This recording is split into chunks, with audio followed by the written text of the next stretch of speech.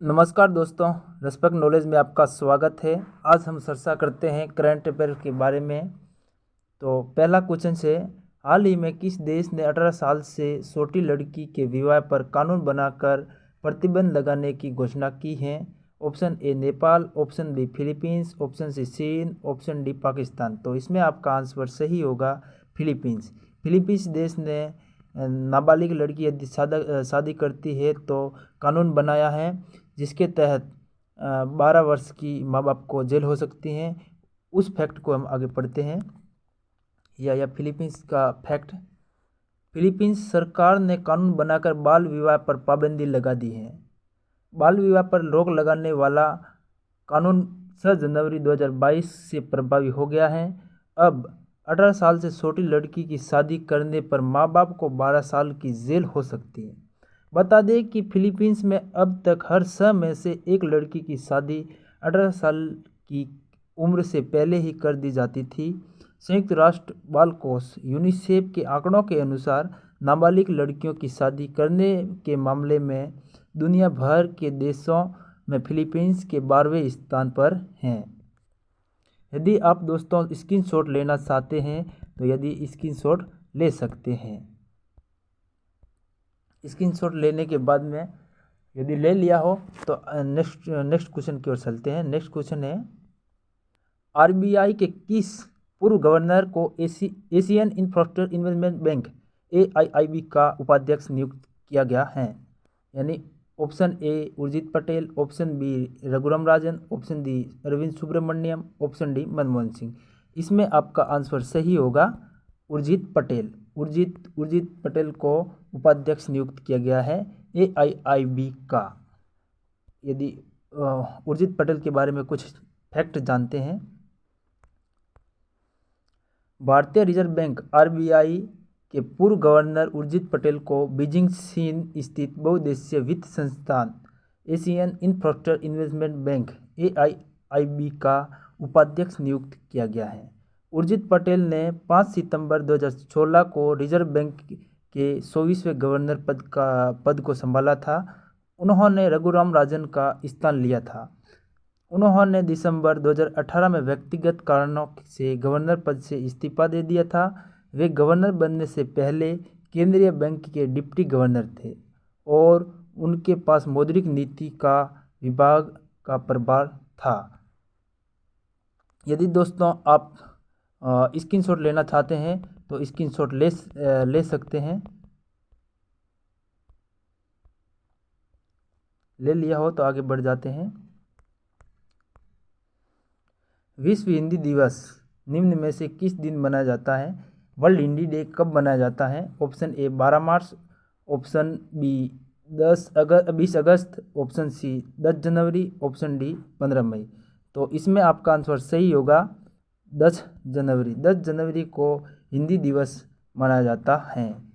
हिंदी दिवस के बारे में कुछ फैक्टों को जानते हैं। फैक्ट क्या है? हिंदी की लोकप्रियता को लेकर दुनिया भर में 10 जनवरी को विश्व हिंदी दिवस मनाया जाता है। इस दिन का उद्देश्य दुनिया भर में हिंदी का प्रसार करना है, यानी हिंदी भाषा को कोने कोने में पहुंचाना है। अंतर्राष्ट्रीय भाषा के तौर पर हिंदी को स्थापित करने का उद्देश्य है। विश्व हिंदी दिवस के मौके पर भारत समेत दुनिया के तमाम देशों में विशेष कार्यक्रमों का आयोजन होता है। इसकी शुरुआत साल 2006 में हुई। पूर्व प्रधानमंत्री डॉक्टर मनमोहन सिंह ने यूपीए की सरकार में साल 2006 को विश्व हिंदी दिवस की घोषणा की। यानी डॉक्टर मनमोहन सिंह ने 2006 को विश्व हिंदी दिवस मनाने की घोषणा की। यदि दोस्तों आप स्क्रीनशॉट लेना चाहते हैं तो स्क्रीनशॉट ले सकते हैं। स्क्रीनशॉट ले लिया हो तो हम आगे बढ़ते हैं। ये करंट अफेयर्स के क्वेश्चंस आपके हर एग्ज़ाम में फ़ायदेमंद होंगे, यूजफुल होंगे। तो नेक्स्ट क्वेश्चन की ओर चलते हैं। पेट्रोलियम निर्यातक देशों के संगठन ओपेक का नया महासचिव निम्न में से किसे बनाया गया? यानी ओपेक का महासचिव किसे बनाया गया? Shaukat Tarin, option A, Haitham El Ghais, option B, option C Sunil Bahadur, option D Basil Rajapaksa. तो इसमें आपका आंसर सही होगा हेथम एल्गिस। कौन है? हेथम एल्गिस। हेथम एल्गिस को महासचिव बनाया गया है ओपेक का। तो हेथम एल्गिस के बारे में हम कुछ जानते हैं। पेट्रोलियम निर्यातक देशों के संगठक ओपेक ने कुवैत तेल कार्यकारी हेथम एल्गिस को अपना नया महासचिव नियुक्त किया है।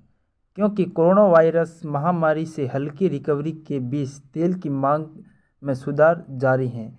कुवैत पेट्रोलियम कॉरपोरेशन के एक अनुभवी और 2017 से जून 2021 तक कुवैत के ओपेक गवर्नर एल्गिस मोहम्मद बरकिंडो की जगह अगस्त समूह की बागडोर संभालेंगे। यानी मोहम्मद बरकिंडो की जगह कौन से वो महासचिव आएंगे? हेथम एल्गिस। कौन आएंगे? हेथम एल्गिस आएंगे। यदि दोस्तों आप स्क्रीनशॉट लेना चाहते हैं तो स्क्रीनशॉट ले सकते हैं। स्क्रीनशॉट ले लिया हो तो हम आगे बढ़ते हैं। स्क्रीनशॉट ले लिया हो तो हम आगे बढ़ते हैं। यदि आप चैनल पर पहली बार हो तो चैनल को सब्सक्राइब कर देना। उसके बाद में पांचवा क्वेश्चन से जल संरक्षण प्रयासों में जल शक्ति मंत्रालय की तरफ से किस राज्य को प्रथम स्थान प्राप्त हुआ है? Option A Bihar, option B Punjab, option C Delhi, option D Uttar Pradesh. इसमें आपका आंसर सही होगा उत्तर प्रदेश। उत्तर प्रदेश को जल शक्ति मंत्रालय की तरफ से राज्य भारत में प्रथम स्थान प्राप्त हुआ है। तो उत्तर प्रदेश के बारे में कुछ फैक्टों को जानते हैं और सेकंड स्थान पर कौन है उसके बारे में कुछ जानते हैं। जल संरक्षण के क्षेत्र में प्रयासों के लिए तीसरे राष्ट्रीय जल पुरस्कार 2022 में उत्तर प्रदेश को पहला स्थान मिला है, जबकि राजस्थान ने दूसरा स्थान हासिल किया है। जल शक्ति मंत्रालय ने यह जानकारी दी। जल शक्ति मंत्री ने कहा है कि भारत में दुनिया की पूरी आबादी का 18% से अधिक लोग रहते हैं। यानी दुनिया के 18% लोग भारत में निवास करते हैं, लेकिन उसके पास दुनिया के नवीनीकरण जल संसाधनों का केवल 4% हिस्सा है। यानी उपयोग करने के लिए संसाधन सिर्फ 4% है और 18% आबादी है। तो गरीबी होना तो वाजिब बात है। उन्होंने कहा है कि एक संसाधन के रूप में पानी भारत के लिए महत्वपूर्ण है, जो दुनिया में सबसे तेज़ी से बढ़ती अर्थव्यवस्था में से एक है। यानी जल ही जीवन है, जल के बिना कुछ नहीं है। इसीलिए तो कहते हैं अग्नि पहलो देव है, दूजो जल को जान। यानी अग्नि और जल दोनों भगवान ही हैं, मानो तो देव ही हैं।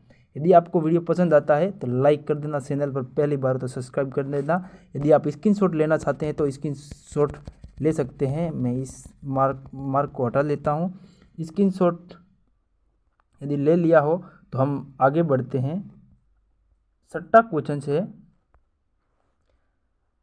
निम्न में से किस देश ने 12 से 15 साल के बच्चों को बूस्टर डोज देने की अनुमति दी है?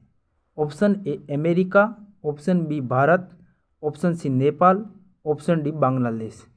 इसमें आपका आंसर सही होगा अमेरिका। कौन सा है? America. Option A is correct. उसके बाद में अमेरिका के बारे में कुछ फैक्टों को जानते हैं। अमेरिका के बारे में कुछ। अमेरिका ने 12 से 15 साल के बच्चों को बूस्टर डोज देने की अनुमति दी है। यानी बूस्टर डोज कोरोना वाला वो इंजेक्शन होता है, वैक्सीन होती है, वो देने की अनुमति दी है अमेरिका ने।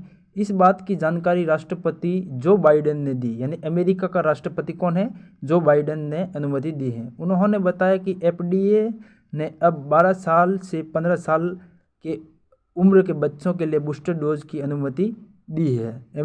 ओमिक्रॉन वेरिएंट से बचने का सुरक्षित तरीका हमारे बच्चों का वैक्सीनेशन है। यानी ओमिक्रॉन वेरिएंट से बचने के लिए वैक्सीनेशन करवाना ज़रूरी है। उसके बाद में नेक्स्ट टॉपिक की ओर चलते हैं। नेक्स्ट क्वेश्चन है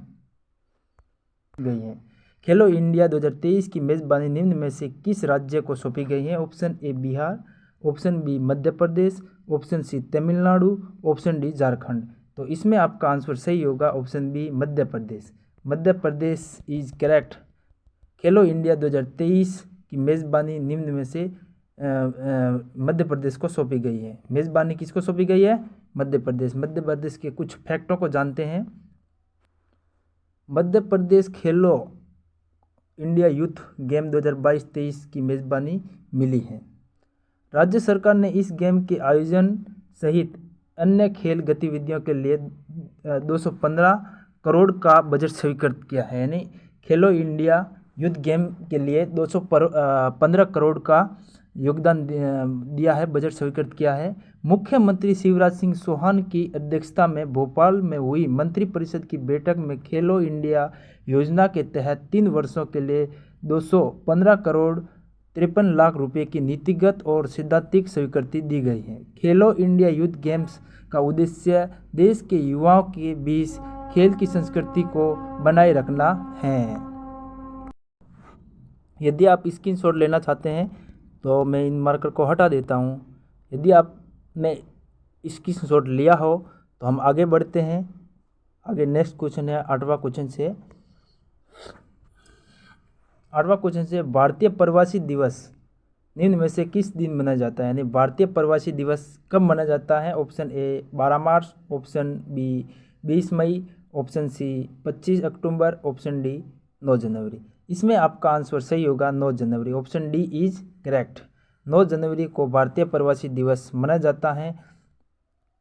भारतीय प्रवासी दिवस हम क्यों मनाते हैं उसके बारे में कुछ फैक्ट है, वो आपसे हम शेयर करते हैं। यदि वीडियो को लाइक नहीं किया हो तो वीडियो को लाइक कर दे, चैनल पर पहली बार हो तो सब्सक्राइब कर दे। हर साल 9 जनवरी को भारतीय प्रवासी दिवस मनाया जाता है। इस दिवस द्वारा भारत के विकास में विदेशों में रहने वाले भारतीय समुदाय के लोगों के योगदान के प्रति सम्मान व्यक्त किया जाता है। जो विदेशों में जो लोग रहते हैं उनके लिए सम्मान व्यक्त किया जाता है। इस दिवस के द्वारा विदेशों में रहने वाले भारतीयों को उनकी जड़ों से जोड़ने का प्रयास किया जाता है। यानी जो विदेशों में जो हमारे भारतीय रहते हैं उनको जड़ों से यानी संस्कृति से जोड़ने का प्रयास किया जाता है। इस दिवस को मनाने की शुरुआत सन 2003 से शुरू हुई। यानी भारतीय प्रवासी दिवस को मनाने की शुरुआत 2003 से हुई। भारतीय प्रवासी दिवस को मनाने की शुरुआत 2003 से हुई। यदि आपको ये सेशन पसंद आता है तो लाइक करें, चैनल पर पहली बार हो तो सब्सक्राइब करें। जय हिंद, जय भारत। मिलते हैं नेक्स्ट करंट अफेयर में।